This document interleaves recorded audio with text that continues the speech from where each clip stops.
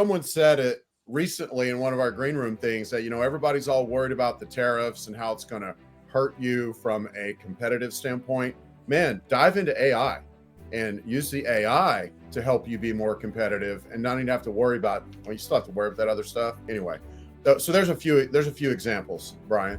Thanks, man. So yeah, I mean, you got to look at AI as that tool. I mean, one of the ways I personally think about AI, right? As a CEO, as an entrepreneur and business leader who's got to drive ideas for the companies that I operate, I have to do a lot of thinking and brainstorming and stuff like that. And quite frankly, AI helps me power through a lot of that.